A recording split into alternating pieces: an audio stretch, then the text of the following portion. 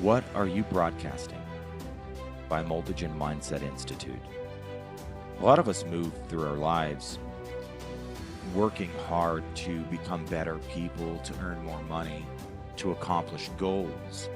And we know that there's, manifestation. We know there's co-creation. We know we're spiritual beings. We know that there's a difference between operating as a human and operating as a spiritual being. We know, most of this is common knowledge to people, but where is the functionality actually taking effect? Because a lot of us, we try to manifest, but nothing ever comes. And we try to co-create, but nothing ever comes. And so we get into this space of not trusting, of not really believing manifestation is real, and not really believing co-creation is real, and not really believing that we have spiritual power to change our circumstances. Now, when it comes to manifestation, there are universal laws that have to be followed in order for your true power as a spiritual being to be released, in order to cause an effect in your life and towards the circumstances that you're seeking to change. And a lot of times, the way that prayer is taught in the Bible, and as far as our Western culture in the United States and most parts of the world for that matter, it's taught to pray. It's opposite of what actually works. And when you go to a Christian church, you're taught to pray, "My Father, who art in heaven, hallowed be thy name. Thy kingdom come, thy will be done on earth as it is in heaven. And give us this day our daily bread, and lead us not into temptation, and deliver us from the evil one." Right? So there's a way of praying that we have been trained according to the modern text of the Bible.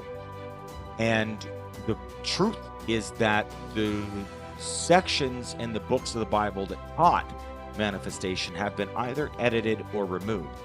So what was left within the modern day Bible was little bits and pieces of prayer and manifestation. The meat of how to manifest was removed. So the only thing that was left was a taste in your mouth after you read the Bible that you're supposed to be able to walk on water. You're supposed to be able to pray and the mountain moves. You're supposed to be able to tell the sickness to heal. You're supposed to tell the demon to leave, right? You're supposed to have authority according to what Scripture states. But yet none of us walk through our lives with that authority. We don't walk through our lives with divine authority as a divine being because we haven't yet learned to exercise that authority, right? In the fullness of your being. And it has to do with universal laws. And when you go through the universal laws one by one as a checklist and you say, where am I violating? Oftentimes you can find some areas that you are not following the procedures. And therefore you're not getting any results. So prayer turns into begging, right? God, please let me get this job. God, please let her say yes, right? If I'm going to ask her out. God, please do this, please. We get into pleadings, right? When you're supposed to be decreeing and declaring, right? So there's two versions of prayer that's taught in the New Testament. And you read the New Testament, you hear all the things Jesus said, and then you hear the other things that are in the Bible. And Jesus always said, speak with authority and use your divine power. And we are left with a lot of other stories of where the disciples prayed for help and were delivered. So we're shown two different things. On one hand, Jesus is walking in his full authority. He's demanding that sicknesses be healed. He's going through making declarations. He's going through and he's making postulates. And these things are being done according to his postulates and his decrees. He tells the demon to leave. He tells the sickness to leave. He tells the storm to quiet down. You see Jesus directly speaking to the circumstances that he once changed. You never, but once, ever see God or see Jesus pray to God, twice actually. Once in the Garden of Gethsemane before his crucifixion, and once on the crucifixion. In the Garden of Gethsemane, he prayed that if the resurrection, if the being hung on a cross was not something that had to be done, that it be taken from him. That was his one prayer. And then on the cross, he prayed that the men that hung him were forgiven, for they knew not what they were doing. So in all of the New Testament, you basically only see two exact examples where Jesus is talking to God, asking for intervention and for help. All of the other times in the Bible, Jesus never consulted God. He handled his circumstances with his own divine authority and power, right? Jesus didn't go up to the blind person and say, God, will you please heal them? No, Jesus put his hands on the guy's face with his authority, his divine authority, and said, be healed. And with his divine authority.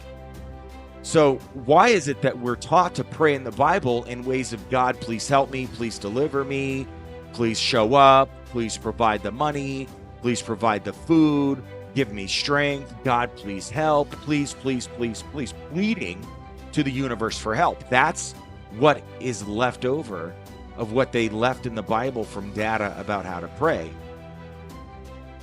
Jesus said, if you say to this mountain, be thou removed into the sea, and you have the faith as small as a mustard seed, then it shall be done for you. In another verse, Jesus says, when two or more are gathered together in my name, there I am amongst them. If those two people agree to anything as of touching earth, it will be done according to them. So there is a way to pray through your own authority, through your own divine beingness, and your own divine power without consulting God at all. And I'm careful in speaking about this because we are supposed to be asking for God's will. We're supposed to be asking for the best to unfold for all of humanity. We're supposed to be becoming better and better and seeking to co-create.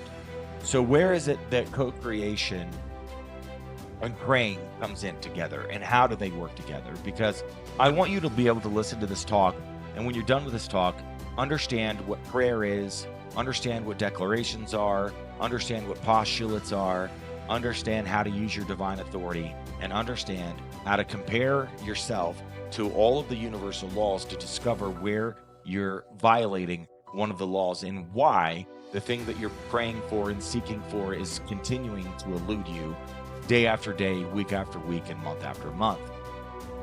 And the one thing about humans that is always the same is that we always want something different than the way that it is. We always want something different than the way that it is. That's just how we operate. The reason why humans always want things to be better and more money and bigger houses and better cars and newer cars and vacations and better schools for our kids and better healthcare and better is because we are divine beings. And it's our internal nature, our essence, to continue to grow. Is it the essence of a tree to die, or is it the essence of a tree to live and grow and grow? The essence of a tree, when you look at it and growing in a field, is to continue to grow and to never die. So if that same life force is in you, then there is a life force that is you, that is in you, and its goal every day is to grow and grow and grow. So there's a natural resonance in you to desire to get better and better and better in every area of your life. And when you're not getting better and better, then you get depressed and you get sad. And so we have to be expanding because we are divine beings by nature and identity.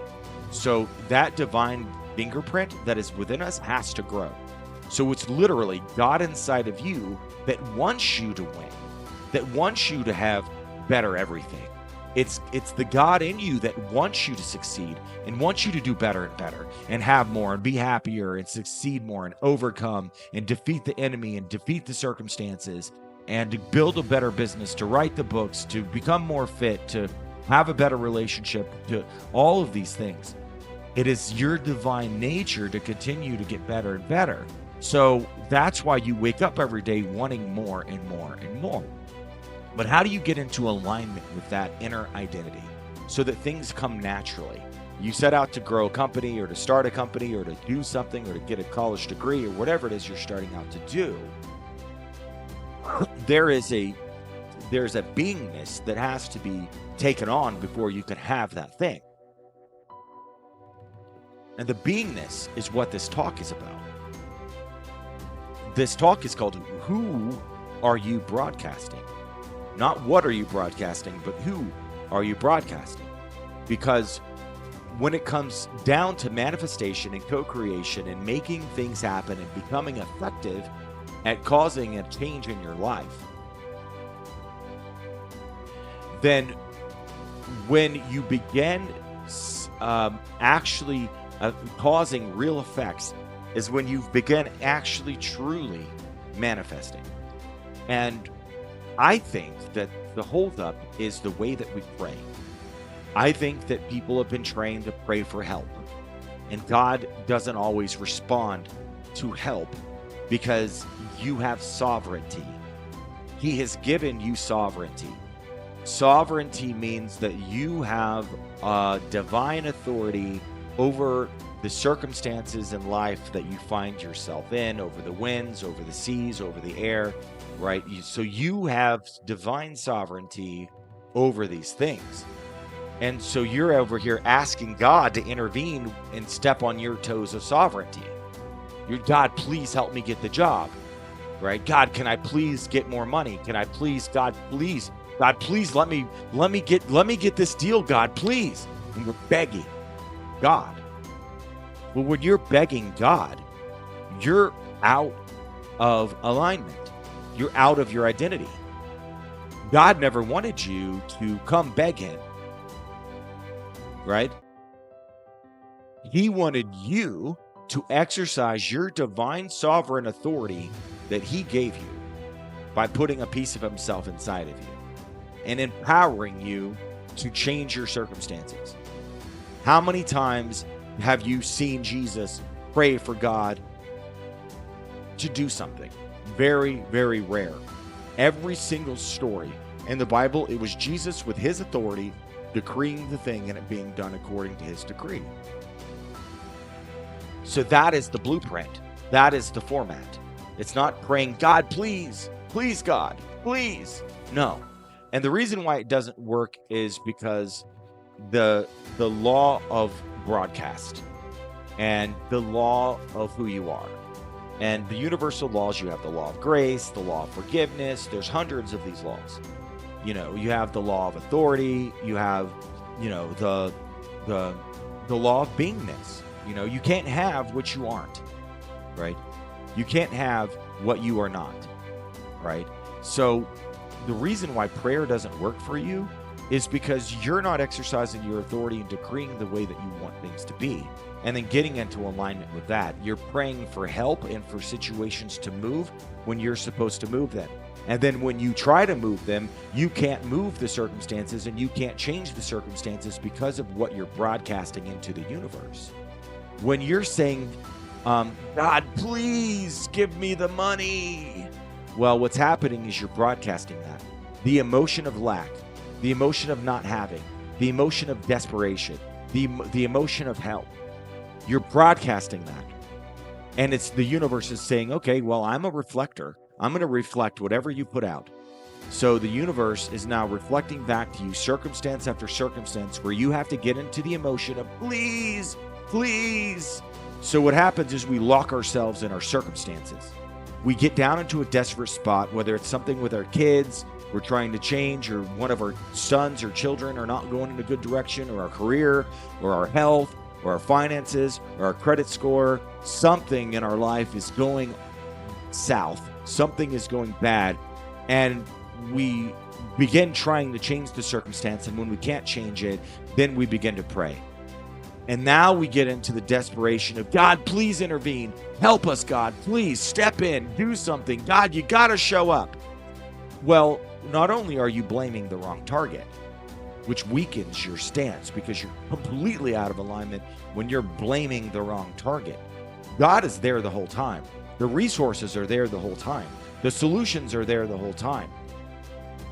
Everything you need has already been provided and is waiting for you to start being the person who can receive those things. There's a story about this giant warehouse. There's a book actually about this giant warehouse in heaven that's bigger than you could ever imagine. And on it are shelves that are 50 feet tall and are completely full. And this warehouse is full of everything you can imagine. And what the warehouse is the storehouse of all the things that people on earth have asked for but never got into alignment to receive them. The moment that you ask for something, it's provided. There's not a delay. The Bible says that God knows of the things that you have need of before you ask him. You have not because you ask not. And the reason you don't get when you do ask is because you ask with the wrong authority, and you ask out of alignment, and you ask to use what you're gonna get on selfish gains. So the reason why our prayers aren't answered and movement doesn't take place and situations continue to persist and to persist and to persist is because of what you're broadcasting in that circumstance. When you are in a circumstance and you need to pay rent, you need bills paid, you need this change, you need a job, you need somebody to quit doing something, right? You need something. You're in a place of desperation. And when you pray through that, you're only concreting into reality the circumstance that you're sitting in, because the universe is giving you stimulus, and then you're responding to that stimulus and giving a response back, because you communicate with your circumstances and you communicate with the universe on a daily basis. The universe is a stimulus and response mechanism. It's literally the law of stimulus and response. The stimulus is a need. It's something you want changed. It's something that needs to be different. It's a car that needs to be paid off. It's a car that needs to be purchased, a job that needs to be gotten, a deal you need to go through, somebody that you need to lose your communication and get out of your life, an ex-girlfriend, an ex-employee, somebody who's harassing you. There's some difference that you need in your life in order to be happier and to grow. And the reason why some of the times we get locked in circumstances that we can't get out of is because the universe gives us the circumstance in order to grow. And the universe gives us the circumstance to test us. And the universe gives us the circumstance as a stimulus. The response is up to us. So when the universe gives you a need and you respond with need, then the need continues to be a need and a need and a need. When the universe gives you a stimulus of a need and you respond with gratefulness of receiving, and you start declaring through your divine authority the way things are going to be, and you start getting into the emotion of how it will be when that thing is changed, and you live from that space, the circumstance will change around you as you sit in it, because you're changing internally. You're giving a different response to the universe than what it's giving you. So the universe then has to change and respond to what you're giving it. The universe is giving stimulus and you're giving stimulus, and then you're responding to the stimulus that it's giving you, and it's responding to the stimulus that you're giving it. You're the one with the divine authority to change the algorithm. You're the one where the buck stops. You're the one with the authority. If the universe keeps giving you circumstance after circumstance that you need changed, then it's telling you then there's something inside of you that needs to change, alter, and switch. And when you begin to change the inner circumstance, the outer circumstance will mirror and reflect back what you are. So the question is, who are you being, and is it affecting your beingness and your havingness? Because there's a havingness of a thing. You want more money, you want a better relationship, you want a better job, you want a bigger house, you want all these things. There's the havingness, and then there's the wantingness. You have to get out of wantingness and get into havingness. Havingness is a receiving condition. Your havingness is when you're being who it is that could have those things, and then those things are coming to you and you're having those things, and then you're appreciating those things. The opposite of that is the universe gives you a stimulus and it causes you to need and want something, and then you reflect back to the universe the need and the want, saying, yes, I need this. The universe is saying, you need more money. You need more money. And then you're reflecting back, yes, I need more money, right? So when you reflect back to the universe what it's giving you, it then takes its turn to play the game and gives you another stimulus where you need more. So you get locked into a circumstance where you're continually in need. because the universe is giving you situations where you need things, and then you're responding to the universe with need. I need this, I need that. And when you respond with need, the universe says, okay, cool, that's what you want. I'll give you more things that you need. So now you find yourself in situations where you need and you need and you need. And how do you stop this? Well, you stop needing. Well, how do you stop needing? Well, you stop needing. Needing is a place, it's not a place of receivership. It's a place of desperation and begging. So what happens is you begin to take authority in your life.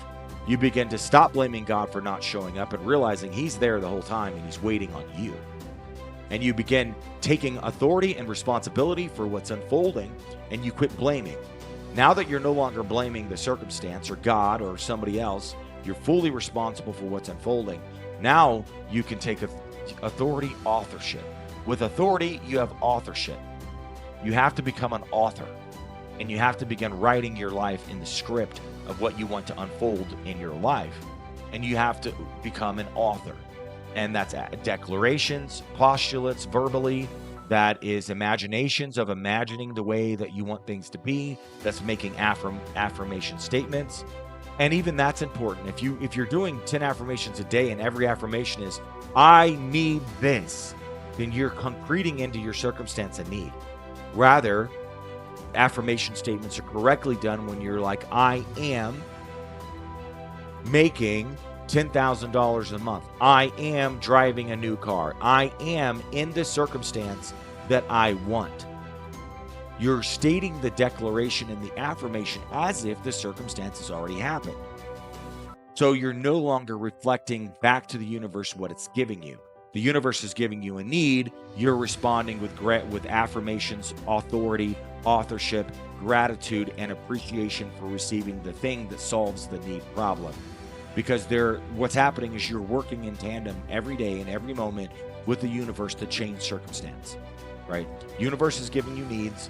You're responding to those needs with gratitude, appreciation, I am statements, declarations, authorship, right? Authority, and gratefulness, and the emotions that come with a succeeded vision. And you're responding with that. And so the universe has to give you more of what you are and what you're broadcasting and what you're reflecting and who you're being. So the universe says, oh, well, there can't be a void. If he's grateful that he's received the $10,000 deal that he's praying about, well, we have to give him that deal because there's now a deficit. He's no longer desperate for the deal. He's grateful, right? So it's little shifts within yourself that cause things to come into your reality. And in every moment, the condition that you're in internally is inviting more and more of what that is. That's why they say, build a mental image of the thing wanted. And in the Book of Thoth, there's a scripture in the Book of Thoth, the Emerald Tablets, that say that you must divine the material from the immaterial. You must call those things not as though they are. You must go internally and build a circumstance and broadcast that out into the world so the world and the universe can reflect back to you the circumstance that you've created internally.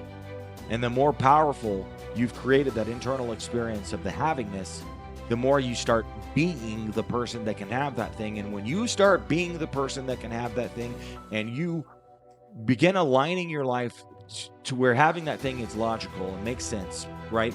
To where you deserve the thing because of who you are, the universe has to give you who you are, right? So you're not doing a dance with God. You're doing an algorithmic dance with the universe. Your prayers to God are not inviting God to come nearer to you. Your prayers to God are helping you get into alignment with the thing that you want. So that's why our prayers aren't answered, because we're praying as if we need something. And your prayers aren't to get God to come closer to you. It's not to call God to intervene. It's not to call God into your circumstance. God's already in your circumstance. The answers and the provision and the solutions are already there waiting on you. You're the one holding up what it is that you're praying for. God's already there. He's already shown up. The solution's already shown up. You just have to open up the door to the solution by changing who it is you are reflecting internally. That is why manifestation doesn't work. Is because you think that you're manifesting something because you're focused in on what you don't have. Take any circumstance, wanting to lose weight, making more money, getting a different job, getting a different house, moving, getting out of a relationship, getting into a relationship, having better sexual health, anything that you can think of.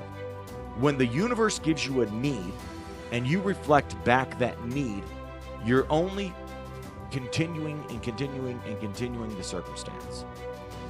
That's all you're doing. And that's why things never change. Right? So you have to begin reflecting back to the universe different than what it gave you, converting what it gave you into good. It's called transmutation of darkness to light. And it's when the universe gives you a need, which could be darkness, lack, something not being in alignment, when something is off kilter than the way that it should be, and you need to change that thing, the only way to change it is by changing who you are. So you work on your internal self. That's why manifestation doesn't work. Because, oh God, please help. God, intervene. Well, the more you say that prayer, the more God, not even God, the universe and the universal laws are going to give you more of that, more of that, more of that, more of that. And more need, more desperation, more help, more hope, more desperation, more, right? But when you no longer need, you no longer need. You don't need because you're doing. Okay, so when you need a circumstance to change and you're locked in that needing it to change, when you start taking action towards and against that thing, then you are no longer needing because you are authoritatively taking action. And that's why manifestation doesn't work. It's because you're not doing it correctly, right? And it all comes down to how you pray and what you're reflecting back. Again, if the universe gives you a need and you reflect back to the universe a need, and then you pray for God for help when he's already given you a divine authority to initiate your own change in the universe, you're not walking in your authority. You're not walking in alignment. And you're locking yourself in a situation where you're going to continue to be in a desperate state of need.